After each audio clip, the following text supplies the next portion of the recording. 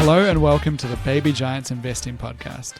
Join us as we chat about the weird and wild world of small cap investing, all while searching for the precious few fast-growing businesses that have a shot at becoming industry giants.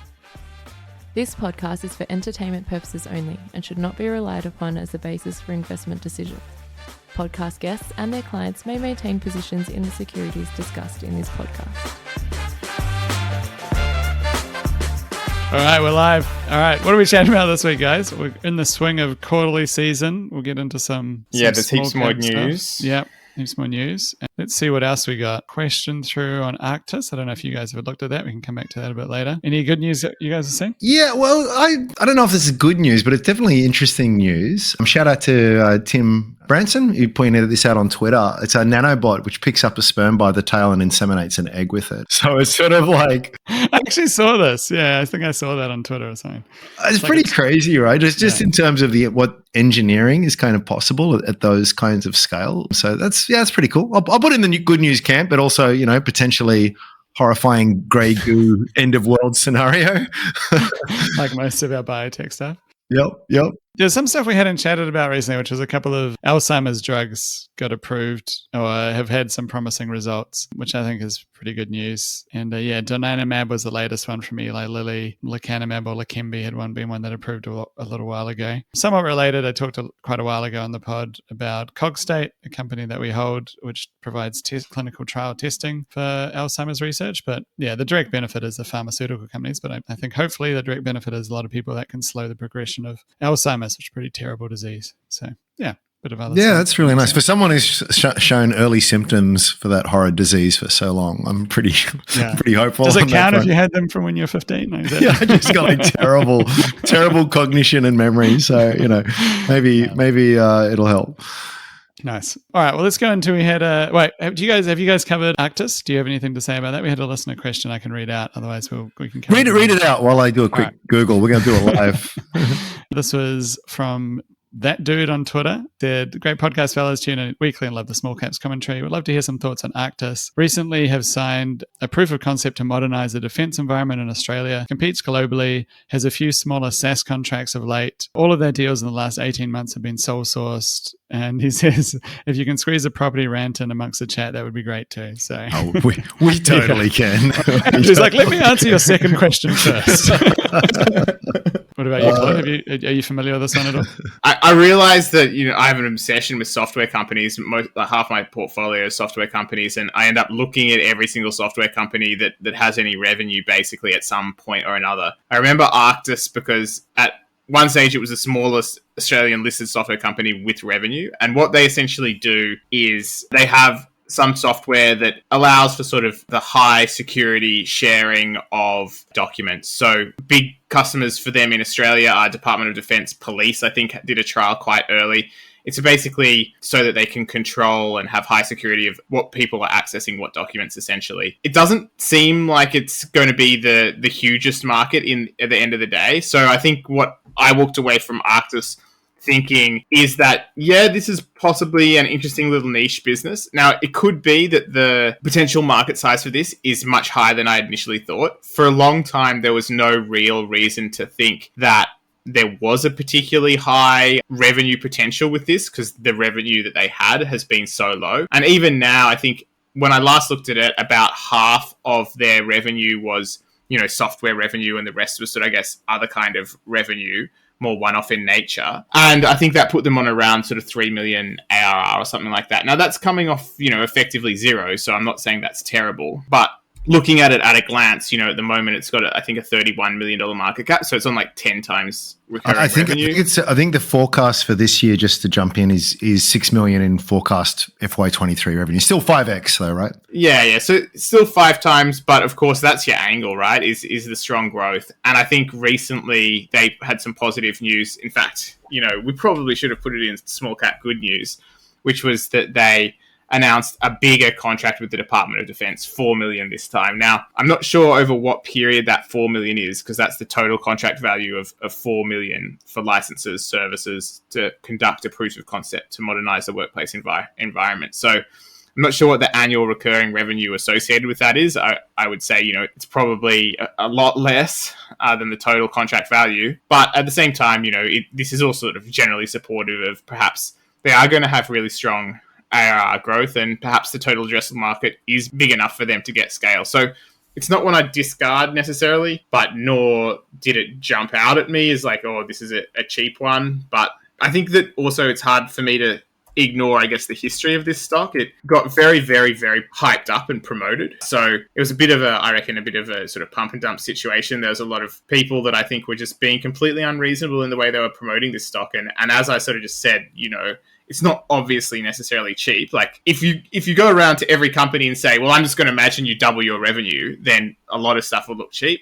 And if it does actually double its revenue, then that's impressive. But it's not really, proven yet. And so I just think that probably has turned a lot of people off. So overall, an interesting one for the watch list, but not one that I'm falling over myself with enthusiasm for, just because I've seen it get massively hyped up and come down a super long way. And now actually it is good to see that it is starting to deliver. And the more it actually delivers genuine genuine receipts from customers growth. Sorry, I'm not expecting free cash flow at this point, the better. But for the moment, it's just add it to your very, very long list of subscale software companies. And yeah, some of them sometimes do graduate to sustainable business, and they're the ones that you kind of want to own. I'm a little bit more interested after the hype. So if you've got a story which is unfolding and the hot money is come and gone, I think that's actually more interesting now. I take all of the points that you said, and I don't know the company well. I've just been furiously Googling while you've been talking there to try and bring myself up to speed. But just to make that comment, I think it's a question. The question for me, and that dude will know, and you might as well, Claude, is that was this a overly exuberant management team in their messaging?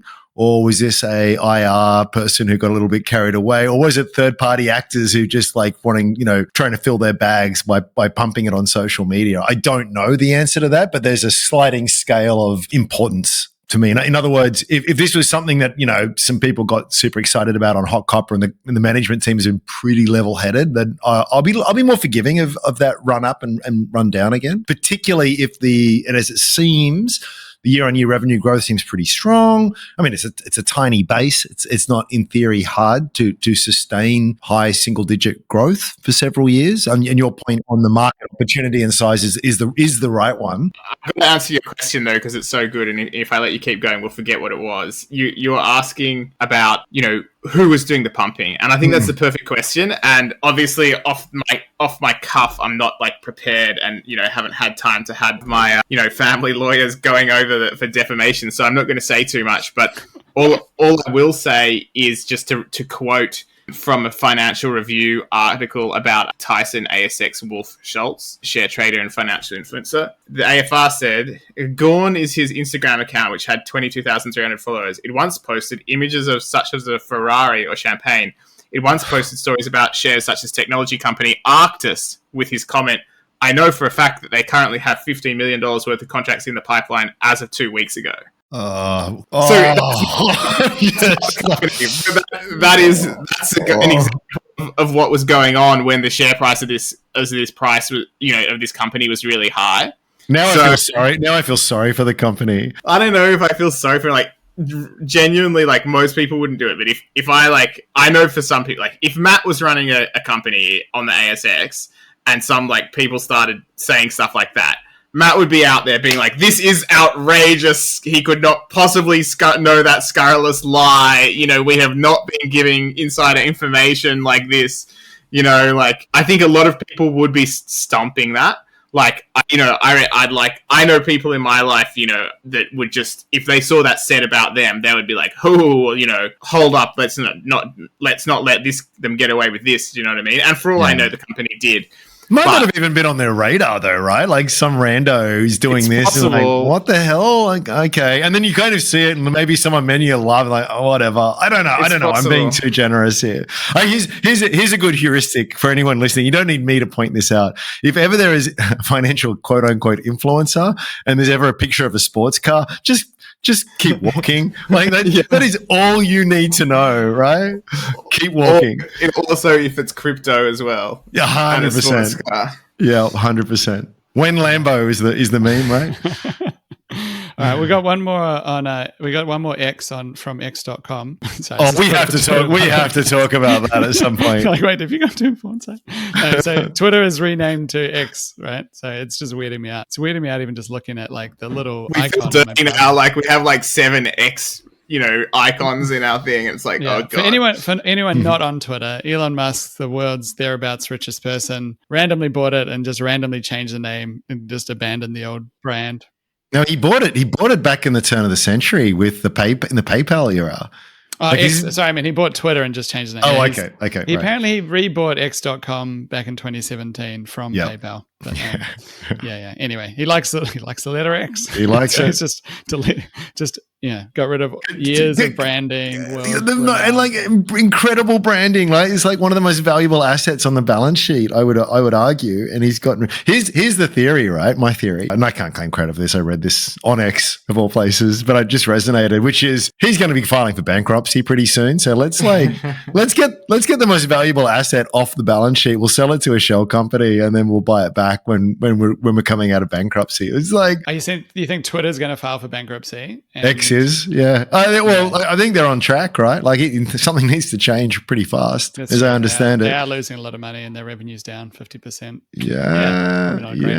And the other thing is that so there's an interview he was doing, and he was talking about capturing half of the financial services market, and he's just sort of used all these words that are very crypto-y and very cringy, and I feel as though there's probably an opportunity if he's smart, and I don't know if he is, and there's probably another one where he does like a Libra kind of meta thing where he tries to create his own thing. It's just sort of like that would be, yet another nail in the coffin if he goes down that route. But anyway. There's just quickly on it, Ben Thompson, tech analyst, newsletter guy, very smart guy. He talked about it as Elon's very good at things in the physical world because he pushes the limits as far as they'll go up to like the borders of physics, basically. If you think of like reusable rockets, etc. But the problem when he gets into software is there are no limits, so he can just like push. There's like nothing pushing back, I guess, so it just goes crazy basically. And he's just like, no, of course he won't create a financial services thing because it's so path dependent, right? Like WeChat happened because everyone in China was moving to mobile at the same time. They didn't have existing networks. And anyway,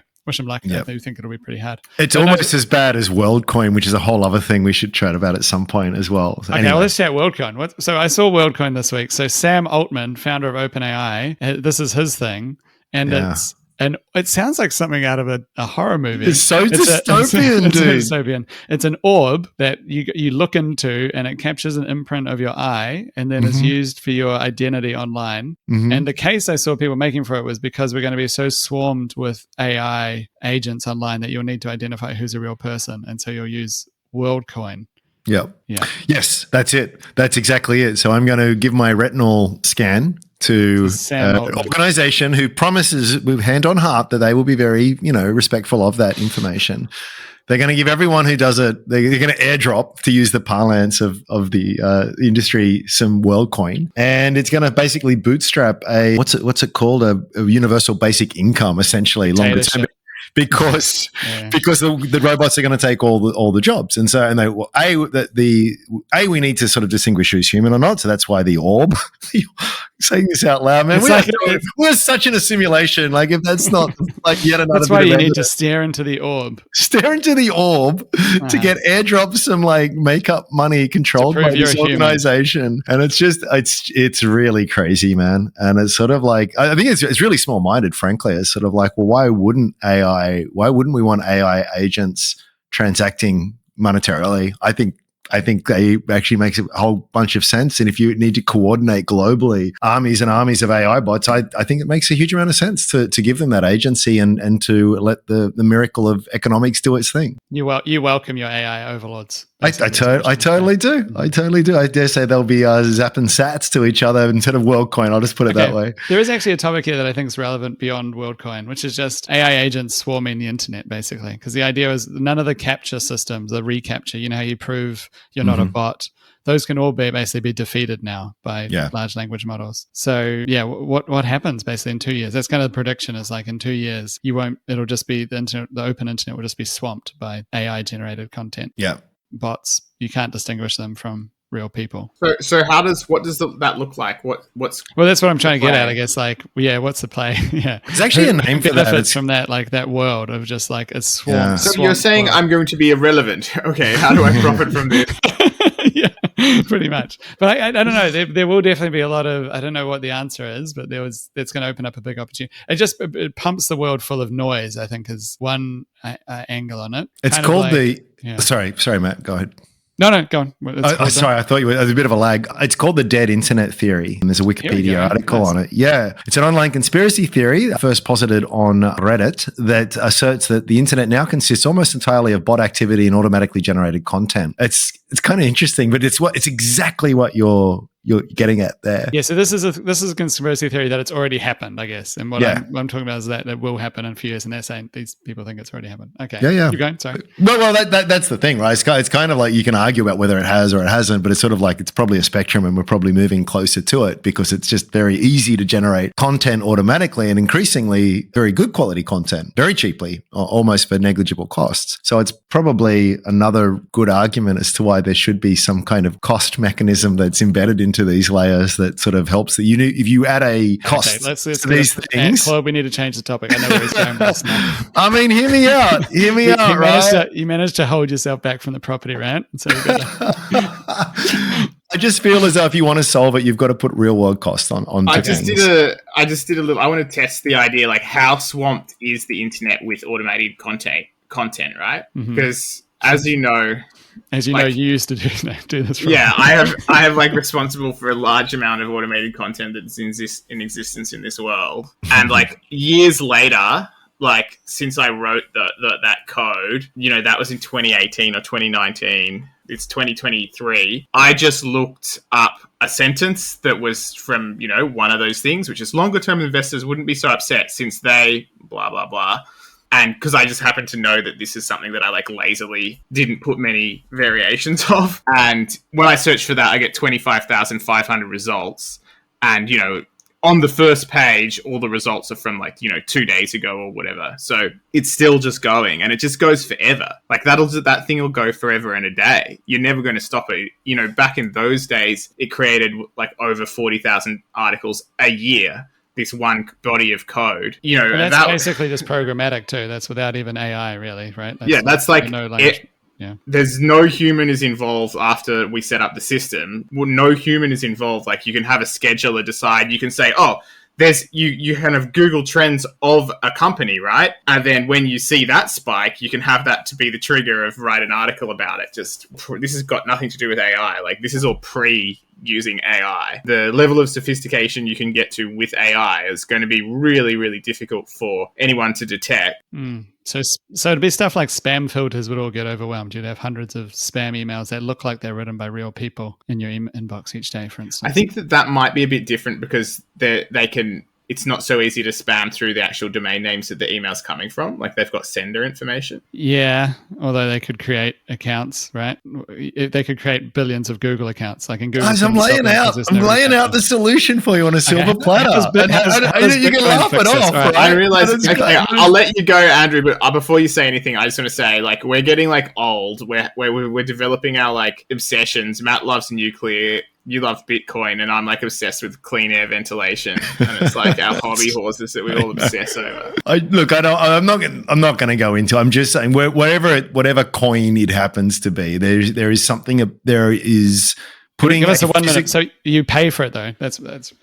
Yeah, so imagine if for me to tweet or to email you or something, it cost me a fraction of a cent. The kind of cost that is negligible. So not in my day to day, it's not going to be any impact whatsoever. Yet if I want to like send out 10 million emails, well, actually that kind of stuff really adds up, and that's really important. It actually solves very elegantly for a lot of those kinds of problems. So I feel as though we are still. I've said this a lot. We are so at the beginning of the internet. It feels like it's been around forever, for these days, but take it for someone who's about to turn 48. It's not that new, right? It's really, I mean, sorry, it is very new. It didn't exist that long ago. And what that did, well, it did many things, but one of the things the internet did was it basically gave us a whole bunch of stuff for free that never used to be for free, right? Like think about what it did to them. I mean, the media industry is the classic example here. You know, whether I'm just like torrenting movies or just getting my news online for free. Who pays for news anymore? Not many of us subscribe to traditional media publications. It's all been completely upended. I think there's a very rational case to introduce cost back into the system, not because I'm a capitalist and we should be extracting money in a rent-seeking fashion, but there are advantages to having costs, real-world costs, physical costs linked to the physical universe, and linking the digital and physical domains together in such a way solves elegantly a whole range of different problems. I want clean air standards and Matt wants it all powered by uranium. Yeah, but I mean, you know, it's like all of that actually fits together pretty nicely. So it's sort of, when something is free, you are the product, right? That's social media. Like it's Facebook. I don't know how many times we've had this lesson, right? Facebook is free because you're monetizing my data. And I think there's a lot of people, and increasingly a larger number of people, sort of recognize the value of the data that you provide. And I think there'll be plenty of us that will actually say, no, I'm happy to pay for these things. Now, I'm not going to go back to a world where the costs are insanely high, where I'm going to be paying $5 every day to read the newspaper or whatever it is in inflation adjusted terms. But such is the scale of the internet that you actually have these models working very effectively when it becomes, for me, not much of a cost, but a cost, and a cost that I can put a real world value on. And it disrupts the bots. Because one thing that the digital realm has done is I can replicate information infinitely for zero marginal cost effectively. And so when you put a price on that at a certain scale of human consumption is not material or overly material, but for fake information, for large scale dissemination of spam and spam-like kind of things, it actually breaks the business model. You can't do it anymore. There are already email services out there at the moment. You know, email, one of the first great open source protocols, still going strong, right? That I can put out an email address. Say I'm a public figure, and I can put a price on an email to me. So anyone in the world can send me an email. It could be Tim Cook. And Claude Walker, if you want, you can send Tim an email. It's just that for him, his time's pretty valuable, so it's going to cost $1,000. Someone like me, maybe I'll put 10 cents on it, you know. But those services exist, and that's a really powerful model, because there are those who actually value the opportunity to get in front of Tim Cook, and there is a market price that will be set on that kind of stuff. And he can put that email out there knowing that he's not going to get spam, right? Or well, you know what? You want to spam me? It costs you $10,000 for every email that you send. It's a radical rethink of the models for digital business. And I think we're seeing some really interesting use cases being developed. It's a pretty big mind shift, but I think over time it'll be seen as more valid, especially given not just the opportunities it presents, but the problems it solves. That was a bit more than a minute, but that was the quick version. No, I think that makes sense. Yeah. I think it makes sense. So you're basically saying the short version would be have everything be paid on the internet, and then bots will have to pay too, and so it'll be too expensive. So why not give an AI agent a certain budget, you know, that it can do what it needs to do. It needs to has an API request for various services and stuff. And I mean, we've got to remember, you've got to go back. We're trying to find ways to stop the AI bots, so I guess. So it'd be more that the cost would be too high for to limit them. We want to limit them in the same way that we are limited in the real universe. So to stop the spam thing, it would be like to set up a Google account would cost a certain amount, and also to send an email would cost a certain amount, and so therefore it wouldn't be economic for them to spam me, and so they wouldn't spam. Yep. Or to make an API call, or to do anything sort of that is on. The problem with all of these kind of systems is then you have to have access like for everyone to what they need.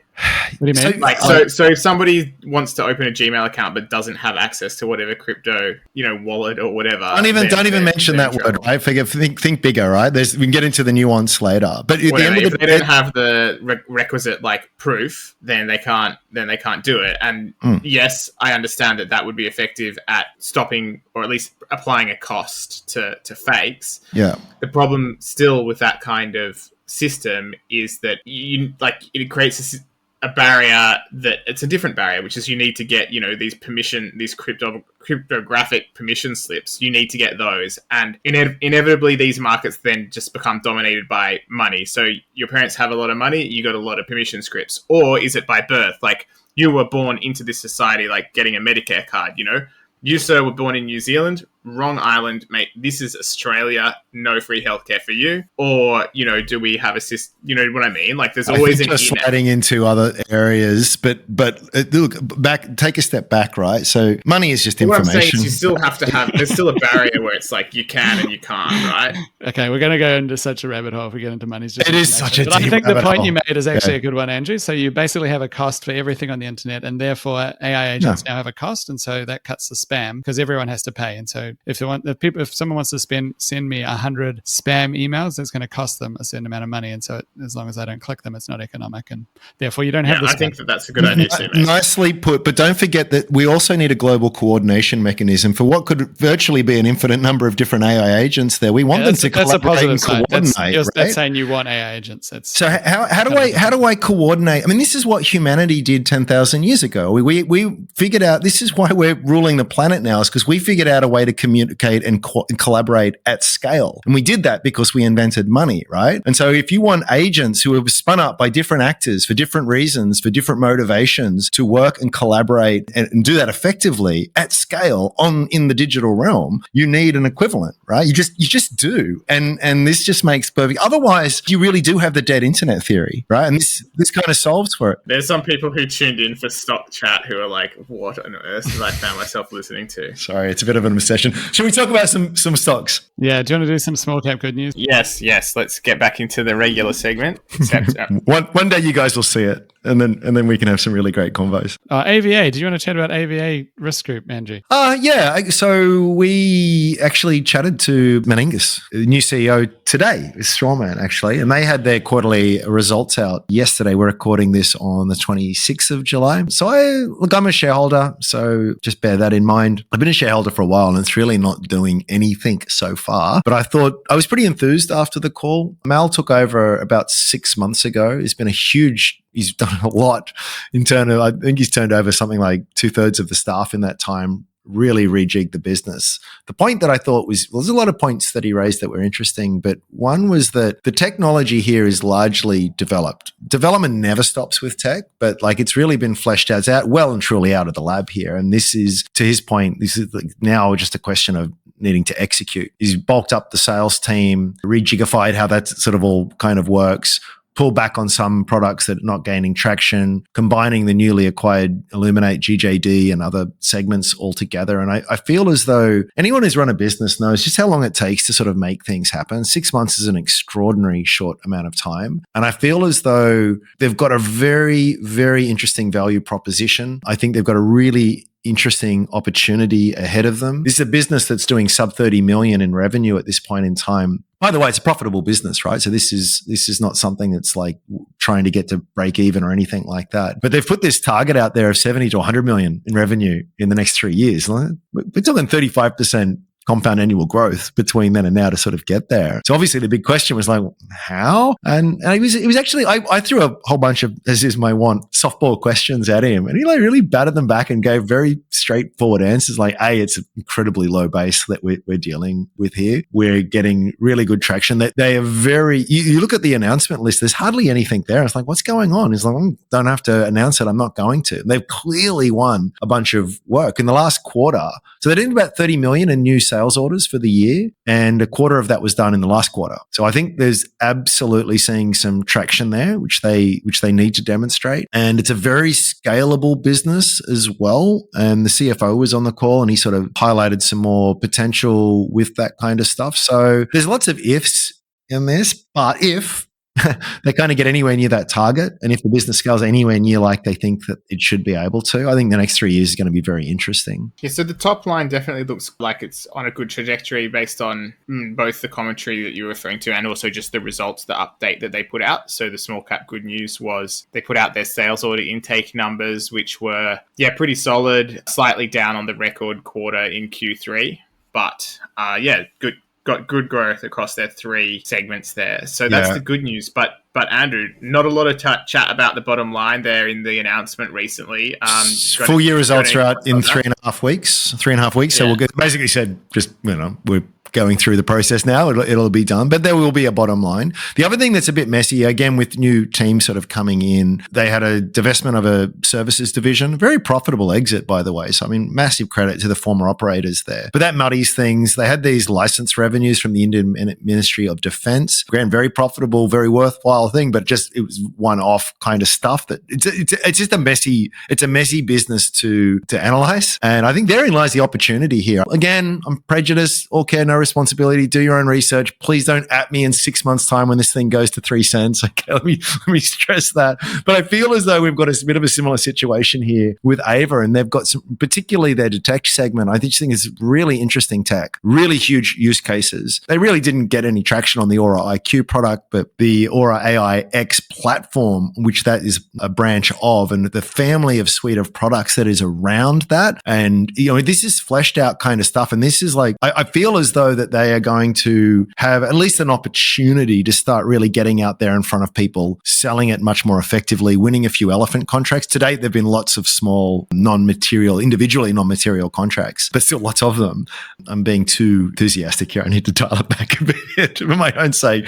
But I was encouraged by the chat and the results. Nice. Hey, Claude, what about Volpara? I think you noticed something with that one. Did you want to chat through? Yeah. So overall, Volpara, pretty decent results. Free cash burn, slightly negative, still about around 750k, 730, I think it was, or maybe a little bit more. But the interesting thing that I really noticed, which I think they maybe had mentioned in the previous quarterly call, I had some recollection of somebody saying something about this, so it may not have been a complete surprise, but they made the decision to switch out their traditional chart that is net operating and investing cash outflow, which is a pretty reasonable proxy for free cash flow. The only cash that leaves the company that doesn't account for is the repayment of leases, which goes through the financing cash flow. But they changed that chart to just operating cash flow, which has the effect of basically making it look like the last 3 quarters are all positive because they are at an operating cash flow level. But whereas if you use this old metric that they used to report on, it sort of shows it's negative again now. That's a good pickup, Claude. Yeah. Yeah, so I've written an article about this, so you can check on the website, which it's going to have, what I've done is I've jumped in Paint and I've done how their chart should have looked if they didn't make the change. And then I've also done the chart, how they're reporting it, so everybody can see the decision that they made. So I think that for me, business remains pretty interesting. I think that we can pretty safely say that they won't need to raise capital now. They have around 12 million cash. Even at the current cash burn now, they have a few years before they'd run out of cash, and their revenue is still growing. So now their revenue growth is not super fast, but it's still now fast enough that you can sort of see how it should get to profitability before it runs out of money. So I think that that's a real positive for Volpara. But yeah, I just feel this is an interesting little, there's a few little signs that make me think, I guess the way they're telling the story of Volpara is changing a little bit, and I don't know what the impacts of that'll be. I mean, I guess they're making these changes because they think it'll lead to a higher share price, but I don't really know. Yeah, I got a lot of time for Volpara. I'm not a shareholder. I've always been a bit probably too overly fussy on price, but they've got a really solid, sticky product. Yeah, it's still not it's not necessarily super cheap, but at the same time, if they just keep their expenses flat now and keep growing, it seems believable that they'll be profitable pretty quickly. Yeah, I agree. That doesn't really fit into good news for me. It was kind of a little bit disappointing to see that change, but overall, so basically, they used to just report cash plus investing. So and now they've excluded the investing, so their reported cash flow looks more positive. Yeah, so exactly. That's what it is. But it's actually a less useful metric for understanding, the change in cash in the business. So yeah. Give us your thoughts, Matt. It's not good. It's not good to remove that, right? It's just a pretty obvious thing companies can do to choose a more favorable metric. Yeah, I mean, it's not a bad metric to report. A lot of companies just talk about that one, but yeah. Consistency counts. Yeah, for sure. Maybe just one other one. We might have time for a little more, but Catapult was the other one. Yeah, that was good news. That was a good news one for me. Catapult. I can't get rid of Catapult. You know what? Here's what is my thoughts. But they're super vague, though. So I think I think Catapult might be a useful example of what I was talking about before, in the sense that these guys have, like, the core wearables division has always been just so great, and it's always grown really strong. It's easily the market leader. It's a very exciting space, a lot of potential to run, and it was just very badly mismanaged. And then they brought Will Lopes in and co from Amazon, and they've been there for a while, and they said, we're going to do all this stuff. And there's a good business here. We just need to be more disciplined on our cost control. We've still got to cycle through to a full subscription model, get rid of our capital sales. And you know what? With the benefit of a bit of hindsight, they've actually pretty much delivered almost to, I'll give them some slack and cut out COVID from that, which sort of knocked things around a little bit. They pretty much delivered to what they said. And now the market's sort of like really noticing it. So shares have done incredibly well lately. But it's a good example of it takes time to do these things, right? Like, again, like parachute any of the best investment management of just the best corporate management teams into a business. It's gonna take time. Culturally, things just take a while to change. It's always going to be a rough ride for investors. And I think for a while the market was rightly skeptical of that promise. But I think now that is a far more credible line to play. So just today, again on the 26th, they don't do quarterlies, although they made an exception today to sort of say, listen, we don't normally do it, but we just wanted to point out. We do them when they're good. We do them when they're good.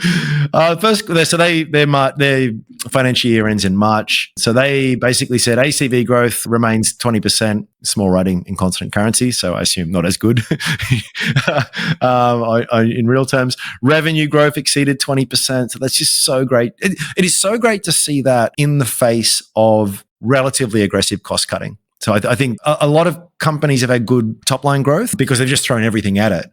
And there's an open question for a lot of these companies. Well, now that everyone's found religion and is cutting costs, well, okay, that's great, but can you maintain the kind of growth that you've had before? I don't know. So I'm really encouraged to see that Catapult's been able to do that. Churn remains super low, and they came out and said we reaffirm guidance to be free cash flow positive in FY24. And I think after this sort of result, it kind of like everything's sort of lining up for that to be the case. So yeah, I'm a long suffering shareholder, but it's green shoots. Why do you think they came out with a quarterly if they're going to be releasing the full year in a few weeks? Not the full year. Their full year ended in March. Sorry, it did. Yeah. This is the Q1, gotcha. But also it is super vague. Like, it gives no information other than ACV exceeded 20%, revenue growth exceeded 20%, churn is below 5%, and free cash flow is positive. Or no, free cash flow guidance is positive. So I think that last one's probably the most important part. So full year results are out in May. Sorry, it took me longer than it needed to find that. But May. Yeah. Okay. So we had a great quarter across all. This is a good reminder to do some prep before I start like shooting from the hip. maybe we move on from here. Yeah. I looked at Catapult a fair bit today. It's like that was it. There's nothing else to it. It's a weird announcement. It's super vague. It's positive though, but I guess if it's positive. So it's positive. That's why I put it in good news. It's positive that they got positive free cash flow, and that, as Andrew says, the revenue growth is still strong. Like, it's a positive thing. It's just they gave you this tiny little bit of edited information, this little tiny little snapshot, and it's all positive. But you can't help the fact that it's like you received a document. If this was the document of the company accounts, it'd be like someone had gone to the quarterly, management accounts and like blacked out literally everything other than like the percentage changes in a few things. Do you know what I mean? Yeah. And then said, and guidance remains this. Yeah. And it's like, boom. Like, it's like literally that's partly the story, but yes, what they showed us is good. But it's just very weird selective disclosure. Here's the sentence I was looking for. This is from Will. Although the company isn't in the practice of providing quarterly trading updates, on this occasion, the significance of our transition towards positive free cash flow justified providing a more granular view of how the business is tracking. Further up the statement, it says that this was Q1 result were within or ahead of the company's expectation, basically across all segments doing pretty well. So I think, look, it was a little bit cheeky, but it's just like, we just had a great quarter and we wanted to tell you guys, basically. It's a pump announcement. No, but it's a good news one. I just ask because there can be companies are raising capital soon if they're doing something like that, but probably not in this case, you'd think. If they do on this, if they deliver on guidance, they should be miles away from from a raise. God, please let that be true. Yeah, I think I actually think the reason this is good news is because it basically says it's like, no, we don't need to raise capital. Like, that's basically what it's saying. Yeah. Cool. I don't know. Maybe that means they're going to raise capital, Matt, as you said. Like, why are you saying this? Like, why are you saying that? I had a funny one, actually. I won't name the company. We met with them and they're like, we don't need to raise capital. We're going to be fine. And then like a month later, they raised capital. And I went to the meeting with like everyone else there for the capital raise. I was like, oh, so you said you don't need to raise capital. And they're like, yeah, we don't need to raise capital. But you're raising capital. Like, oh yeah, but it's just like another note. It's just bizarre that it didn't even change the messaging. Yeah. Oh man. So can do it all the way up to when you are raising capital, say that you don't actually need it. Yeah. Yeah, cool. Was there anything else on the good news, Claude? Small cap good news you want to cover? No, that's it for today. There was one other. I meant to bring up a message when I started talking about x.com, twitter.com. It was because someone sent us through a message on there. And so I'll just quickly do that one. They're basically talking about the office glut. Claude, I think you called this one out. Yes, thank you. I didn't want to miss this request. Yeah, there you go. So basically talking about the massive glut in inner city offices. Yeah, I guess what will be the downstream effects on that. You had to read through the article, Claude. Did you have so our mate value investor number 720555855 has just said, like, what about a discussion of essentially the imbalance between vacancy and supply in, I think, both globally and in Australia. Like, obviously the one of the articles that he'd linked to is new glut city, the city's mega office. This is about New York. The city's mega office landlords are panicking, pivoting, and shedding what's worthless. One opens his books. It's an interesting article about essentially, there are big changes going on in the market for office space. And we've definitely seen that here in Australia. The link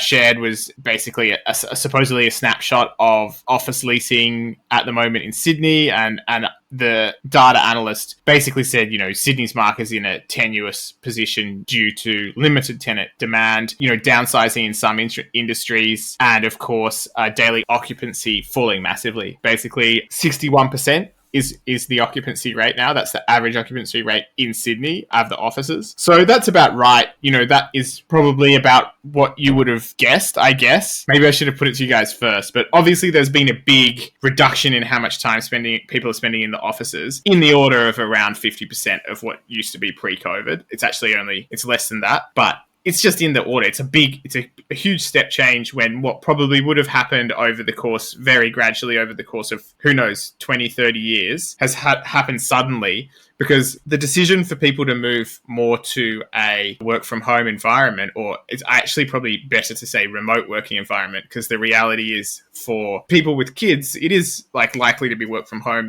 We've added an office to the house and it really works, and that you need to be available to pick up from school and drop off and maybe vaguely supervise, but that's really is work from home. But for younger people, the upsides of remote work is actually just being remote. Like, imagine instead of being tied to, a dirty share accommodation house and having to pay top dollar for bad accommodation and going to schlep into the office every day, you could do the same job, but you could do it from anywhere.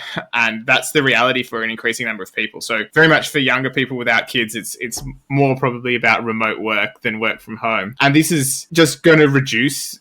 Basically what needs to happen is, ultimately, you either need to have sort of these mothball offices that are losing money for ages, and the cost of cheap, not very good third-tier office space goes down massively to the point people just get it for the sake of it almost. Or you're going to have individual buildings that just can't get tenants and have to convert to something else. People occasionally float the idea of, could you convert office space to residential? I think, on an instinctual level, that seems so obvious. I also suspect, there might be industry imperatives that make that really hard to do. Zoning issues and investment mandate issues and all sorts of stuff, and strata issues, et cetera, et cetera. So I don't know how realistic that actually is. All you need is a developer to say to a politician that we need this to happen, and it'll happen. Like, call me a cynic. If a developer's a residential developer, well, a developer doesn't want to get involved in this necessarily, because they're about developing new stuff. Like, some baggy already holds the office building that's going to zero.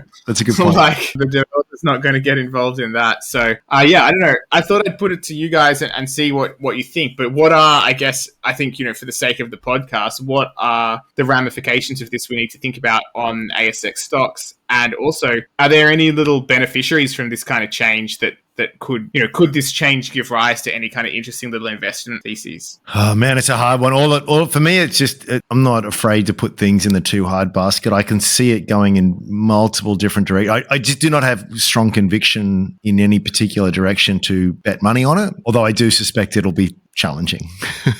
So I'm happy to sort of watch with interest, great interest from the sidelines. Yeah, I guess I'm still, just watching. I don't know what the implications will be, but you see, it just does look just horrific for inner city offices, but the prices still don't seem to have fully reflected it. Like a lot of people are kind of nervous about it, but I don't think it's fully baked in. Maybe people are assuming there'll be more of a return to normal or pre-COVID, blah, blah, blah. But yeah, no, I think it's big. I just don't know what the implications are yet. So, and of course, we don't really have any market signals on it, right? But these aren't highly liquid markets where things are turning over at a great degree. So you've basically got valuers who come and go, no, I think it's worth this much. And, do you? Okay. Yeah. Let's put that on the market and test that. I suspect that there will be some rose-colored glasses being looked through in some of these cases. Yeah, that's a great point. I'm glad you brought that up. For example, one of the big bit of news in this domain was the sale in Sydney's tallest office building, $2 billion Salesforce Tower overlooking Circular Quay. It couldn't get much more blue chip than that. Is on pause with bids about 10% lower than hoped for. So that's AFR. I don't have the numbers or the proof or who bid less or blah, blah, blah. But the point is they pulled a sale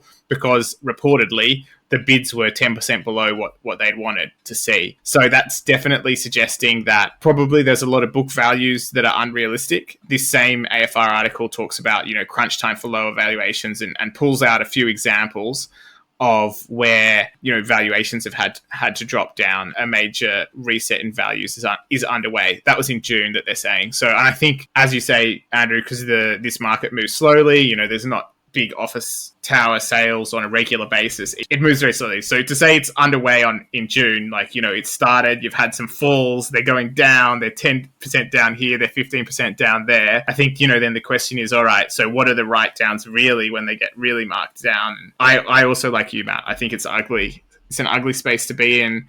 It's much easier to see losers than winners right now. Yeah, maybe we'll wrap there. And if anyone is listening and has any ideas for a way to trade it or someone to benefit from it, hit us up on Twitter at BabyGiantsPod. And until next time, thanks very much for listening. Cheers. See you guys.